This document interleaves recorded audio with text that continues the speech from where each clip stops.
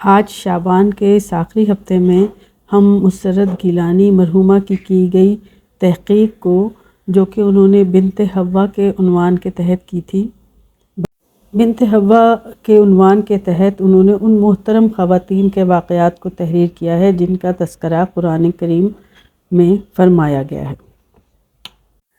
آج ہم جن کے متعلق بات کریں گے وہ ہیں بلقیس ملکہ سبا۔ ان کا تذکرہ ہم حضرت داؤد علیہ السلام سے شروع کریں گے۔ حضرت داؤد علیہ السلام کثیر الاولاد تھے۔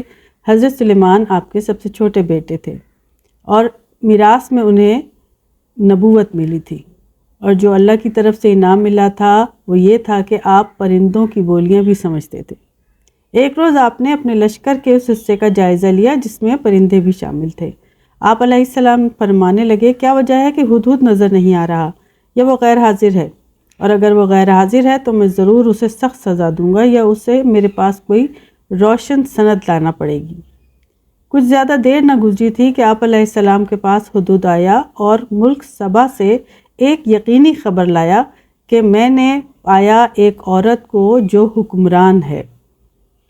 ملکہ سبا کا اصل نام بلقیس ہے اور بعض روایات کے مطابق آپ زوجہ سلیمان علیہ السلام بھی ہیں۔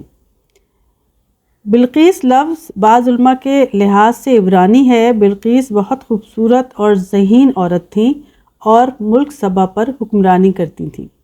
اکثر علماء کا خیال ہے کہ بلقیس کا باپ شراجیل بن مالک سرزمین یمن کا بادشاہ تھا۔ قرآن میں بلقیس کا ذکر اس کے نام سے نہیں بلکہ امرات کے لفظ کے ساتھ کیا گیا ہے، جیسے زلیخا کو امرات العزیز کہا گیا۔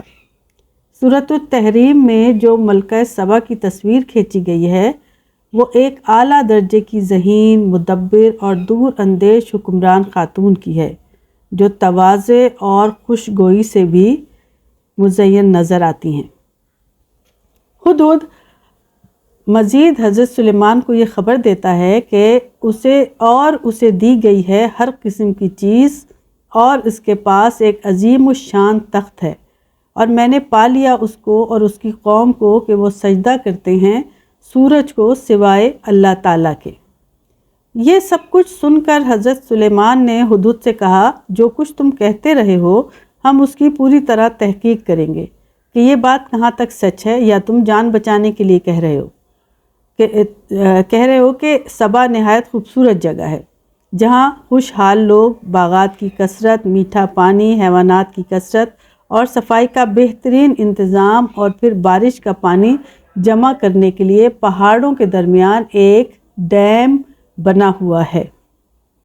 یہ سب قصہ سن کر آپ علیہ السلام نے اس کی تحقیق کا حکم دیا۔ سورہ نحل آیت نمبر 27-28۔ لے جا میرا یہ مکتوب اور پہنچا دے ان کی طرف، پھر ہٹ کر کھڑا ہو جا ان سے اور دیکھ وہ ایک دوسرے سے کیا گفتگو کرتے ہیں۔ ہدہد نے حضرت سلیمان علیہ السلام کا خط لے کر گیا اور اس کا جواب ہدہد کی سچی گواہی بھی ہے اور معلومات بھی، اور ہدہد کو پابند کیا گیا کہ اس خط کے بعد کے حالات وہاں ٹھہر کر دیکھے اور رد عمل جو بھی ہو اس سے آگاہ کر کے۔ اب اس خط کے پہنچانے پر علماء کی دو رائے ہیں۔ کچھ کا کہنا ہے کہ ملکہ دربار میں موجود تھی۔ ہدہد نے سر پر پھڑپھڑانا شروع کیا اور ملکہ کے دیکھنے پر اس کی گود میں خط ڈال دیا، اور یہ بھی خیال ہے کہ ملکہ سو رہی تھی کہ ہدہد نے روزن سے داخل ہوا اور ملکہ کے پاس خط رکھ دیا۔ ملکہ نے خط پڑھ کے اپنی قوم کے سرداروں کو مخاطب کیا اور کہا، یہ عظیم الشان عزت والا خط میری طرف سلیمان علیہ السلام نے بھیجا ہے، اور وہ یہ کہ اللہ کے نام سے شروع کرتا ہے جو رحمان اور رحیم ہے۔ تم لوگ غرور اور تکبر نہ کرو میرے مقابلے میں اور چلے آؤ میرے پاس فرما بردار بن کر۔ اب ملکہ نے قوم سے مشورہ مانگا کہ اب کیا کرنا ہے، تو عقل مند مشیر وزیر سر جوڑو بیٹھتے ہیں اور جنگ کا مشورہ دیتے ہیں، مگر ملکہ بلقیس جنگ اور ذلت کی تباہی سے بچنا چاہتی ہے، اس لیے عظیم بادشاہ کے ساتھ جنگ کرنا دانش مندی نہیں بلکہ اس کے دین کو قبول کر لینا معقولیت ہے۔ اور پھر ملکہ نے حضرت سلیمان کی طرف بے تحاشا قیمتی تحائف، سونا چاندی اور جواہرات کے ساتھ لڑکیوں کے لباس میں 500 غلام اور قیمتی چیزیں تحفتاً بھیجیں، لیکن حضرت سلیمان علیہ السلام نے تمام تحائف قبول کرنے سے انکار کر دیا، کہ اسے اپنی دولت اور ثروت پر گھمنڈ ہے۔ اس کے اس انداز سے وہ برہم ہوئے۔ قاصد تمام سامان لے کر واپس ملکہ سبا کے پاس گئے اور حال کہہ سنایا، ساتھ ہی حضرت سلیمان علیہ السلام کا پیغام دیا۔ سورہ نحل کے مطابق ضیاء القرآن کی جلد نمبر 3 میں ہے کہ ہم آ رہے ہیں ان کی طرف ایسا لشکر لے کر جن کے مقابلے کی ان میں تاب نہیں۔ میرے درباریوں، تم میں سے کون لے آئے گا میرے پاس اس کے تخت کو، اس سے پہلے کہ وہ آ جائیں میرے خدمت میں؟ فرما بردار بن کر عرض کی، ایک عفریت نے کہا، میں لے آتا ہوں آپ کے پاس، اس سے پہلے کہ آپ کھڑے ہوں۔ آپ نے دیکھا وہ رکھا ہوا ہے تو فرمانے لگے، یہ میرے رب کا فضل ہے۔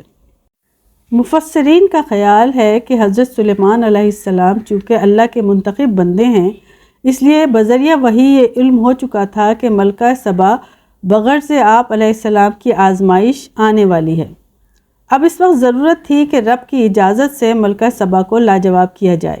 اس بات پر عمل اس طرح کیا گیا کہ ملکہ سبا بلقیس کا وہ مشہور تخت جو تاریخ کے مفسرین کے مطابق سونے چاندی کا بنا ہوا تھا اور جو اپنی چوڑائی لمبائی کے حوالے سے بے مثل تھا، اور قرآن میں اس کا ذکر بھی ہے کہ اس تخت پر نہایت بیش قیمت ہیرے جواہرات جڑے ہوئے تھے اور خوبصورتی میں بے نظیر تھا۔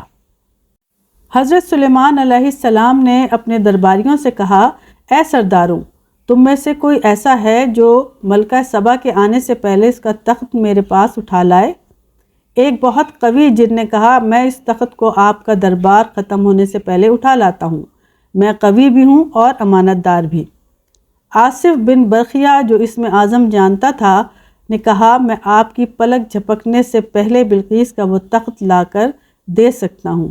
یہ کہتے ہی حضرت سلیمان علیہ السلام کے سامنے تخت آ گیا۔ آپ نے اس میں کچھ تبدیلی کروا دی، کیونکہ بلقیس سے اس کی ذہانت کا امتحان لینا مقصود تھا کہ اگر وہ اپنا تخت نہ پہچان سکی تو کہوں گا کہ دنیاوی چیزوں کے پہچاننے میں یہ حال ہے تو اللہ کی ذات و صفات کو پہچاننے میں تم نے کتنی غلطی کی ہوگی۔ پھر جب بلقیس دربار میں پہنچی اور اس نے اپنے تخت کو نہ پہچانا اور کہا، جی ہاں ایسا ہی میرا تخت ہے، مگر تھوڑی دیر بعد اسے پتہ چل گیا کہ یہ اسی کا تخت ہے، تو وہ شرمندہ ہوئی اور حضرت سلیمان علیہ السلام سے معذرت کی اور کہا کہ ہم یہاں آنے سے پہلے ہی آپ کے فرما بردار ہو چکے ہیں۔ پھر حضرت سلیمان علیہ السلام نے انہیں غیر اللہ کی عبادت سے منع کیا۔ بلقیس نے خوشی سے توبہ کی اور اسلام یعنی توحید پر یقین کیا اور اسلام قبول کیا۔ حضرت سلیمان علیہ السلام نے دوسرا امتحان یہ لیا کہ جنات کی مدد سے ایک محل تیار کروایا جس کے صحن میں پانی کا حوض تھا اور حوض میں رنگ برنگ مچھلیاں تھیں، اور اس کو اوپر سے صاف بلوریا سفید شیشے سے پاٹ دیا تھا، اور اس کے اوپر سے گزر کر حضرت سلیمان علیہ السلام اپنے تخت پر جا بیٹھتے تھے۔ حضرت سلیمان علیہ السلام نے ملکہ بلقیس کو آنے کی دعوت دی۔ ملکہ بلقیس نے جب شیشہ دیکھا تو یا حوض دیکھا تو انہوں نے گھبرا کر اپنے پائچے اوپر کی طرف کھسکائے تاکہ ان کے کپڑے گیلے نہ ہو پائے۔ اس وقت حضرت سلیمان علیہ السلام نے فرمایا، یہ پانی کا حوض شیشے سے پٹا ہوا ہے، کپڑے گیلے نہ ہوں گے۔ ملکہ بلقیس نے اس وقت اپنی کم عقلی یا کم علمی کا اقرار کیا اور کہا کہ وہ یہ پہچاننے سے قاصر نہیں، مگر اب سلیمان علیہ السلام کی ہدایت پر رب العالمین پر ایمان لاتی ہیں۔